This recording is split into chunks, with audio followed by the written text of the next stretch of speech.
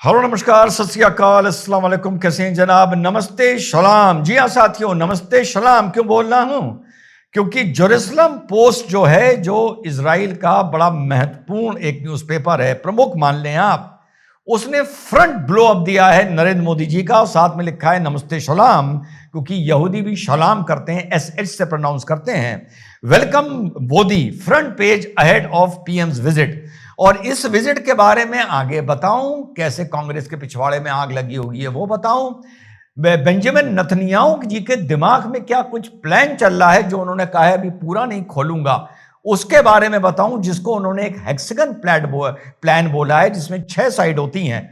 इतना बता दूं कि रूबरू अब हो गया है सत्य सर्वोच्च। जी हां साथियों, आप लोगों को मैंने बताया था कि हम एक प्लेटफॉर्म न्यूज का स्टार्ट करने जा रहे हैं। फाइनली 11 मार्च को हमारा चैनल लॉन्च हो रहा है। वंदे न्यूज नाम रखना चाह रहा था पर किसी वजह से नहीं रखा, तो नाम है सत्य सर्वोच्च। और जो लोगो है इसमें शायद आप लोगों को मेरी शक्ल नजर आ रही होगी, लेकिन ये वो चीज नहीं है, तो सिंपल सा डबल S लिखा है। और जिसको सत्य से नफरत हो या चिढ़ हो उसके लिए ये वही है डबल S जो इस टाइम उसको नजर आ रहा है। तो टीम अच्छी तैयार है। अक्टूबर तक हम स्टूडियो से छोटे ब्रॉडकास्ट करेंगे और अक्टूबर के बाद हम फील्ड पे अपने कॉरेस्पॉन्डेंट और संवाददाता उतारेंगे। प्लीज अभी आप रूबरू को सब्सक्राइब कर लीजिए। 2-3 दिन में इसी चैनल का नाम चेंज होके सत्य सर्वोच्च न्यूज हो जाएगा। विशैला विशैला परंतु सत्य। So please subscribe. डिस्क्रिप्शन में और पिन कमेंट में इस चैनल का लिंक है। तो साहब क्या चल रहा है इजराइल का?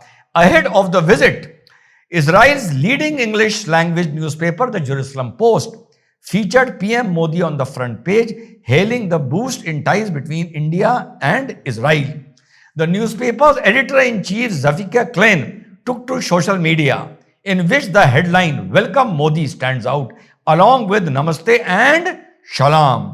उसके साथ साथ साथियों, इसमें जो हमारे वहां पर एनवॉय हैं, कहां पर? इजराइल में, उनका भी इंटरव्यू लिया गया है और उन्होंने इसका महत्व बताया है प्राइम मिनिस्टर जी की विजिट का, जिसमें water management, agriculture, technological transfer, technology को लेके एग्रीमेंट, डिफेंस को लेके एग्रीमेंट, एंटी टेरर एग्रीमेंट, और बेंजामिन नेतन्याहू ने एक प्लान आधा अधूरा अभी बताया है और उसका नाम दिया है द हेक्सागन अलायंस। उस हेक्सागन अलायंस के बारे में अभी मैं आपको बताता हूं। हेक्सागन का मतलब यह हो गया जिसके 6 साइड्स होते हैं। और साथ साथ जब ये दूसरी विजिट है प्राइम मिनिस्टर नरेंद्र मोदी की, इसके साथ साथ नरेंद्र मोदी जी पहले भारतीय प्रधानमंत्री बनने जा रहे हैं जो वो इजराइल के पार्लियामेंट, कनेसेट जिसको बोला जाता है, उसको एड्रेस करेंगे। One of the most important element will be that he will be the first prime minister from India to address the Knesset. लेकिन अब इसके साथ साथ पिछवाड़े आग भी लग चुकी है। वो आग लगी है कांग्रेसियों के और कांग्रेस को समर्थन करने वाले या इस विचारधारा को समर्थन करने वाले लगभग 50-55 करोड़ हिंदुस्तानियों की। तो साहब, कांग्रेस ने कहा है कि प्राइम मिनिस्टर ने जो ये इजराइल जा रहे हैं, ये पैलेस्टीनियन कॉज को धोखा दे रहे हैं, इनको नहीं जाना चाहिए, ये बहुत गलत बात है। और विरोधाभास ये देखिए कि उधर फिलिस्तीन क्या कह रहा है। आमतौर पे तो आपको लगेगा कि भैया फिलिस्तीन भी इस बात से नाराज है कि प्रधानमंत्री इजराइल क्यों जा रहे हैं। जब सऊदी रीबिल्डिंग प्लान बना रहा था तो फिलिस्तीन क्या बोल रहा था, जो उनके एनवॉय थे, we want India in this collision. कि साहब, जब सऊदी लेड कोलिजन बन रहा था तो वो बोल रहे थे हमें भारत भी चाहिए इस कोलिजन में। और उसी प्लान के बाद जब भी गाजा के रिकंस्ट्रक्शन की बात आई है तो फिलिस्तीन ने बोला है इफ नॉट इंडिया हु। अरे यार, अगर भारत नहीं होगा तो कौन होगा फिलिस्तीन का रिकंस्ट्रक्शन का काम करने के लिए? यानी फिलिस्तीन ये बोल रहा है और कांग्रेसियों के पिछवाड़े जो आग लगी हुई है वो ये बोल रहे हैं।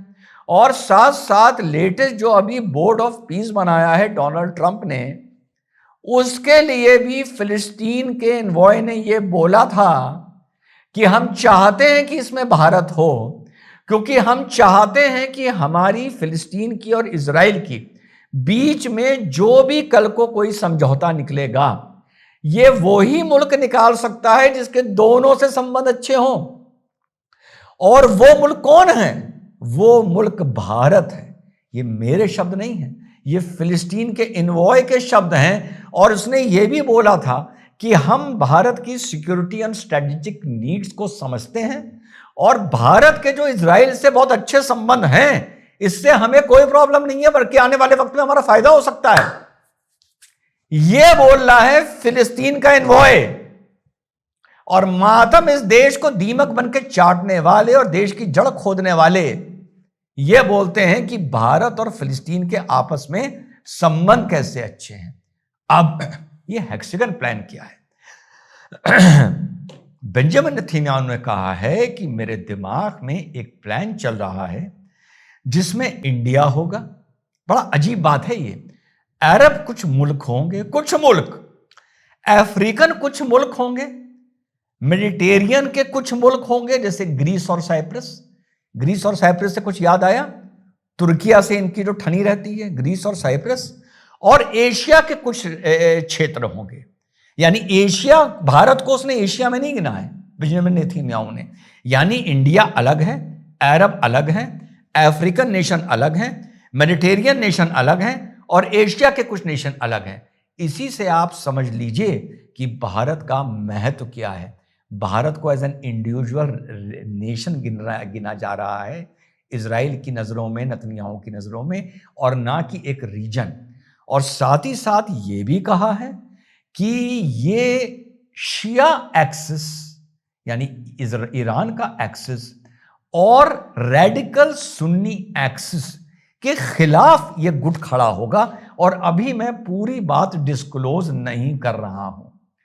इट इज कंफ्यूजिंग मी कि ये चीज क्या है।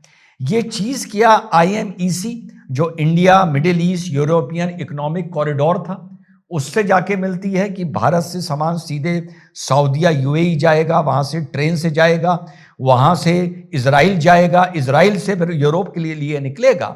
ये उस कॉरिडोर की बात हो रही है या हेक्सागन प्लान कोई नई चीज है जो बेंजामिन नेतन्याहू ने सोची है? इस विजिट को लेकर आप लोगों को अपने छोटे से मन से अपडेट करता रहूंगा। चलते चलते फिर से बता दूं, रूबरू चेंज होकर अब हो गया है सत्य सर्वोच्च।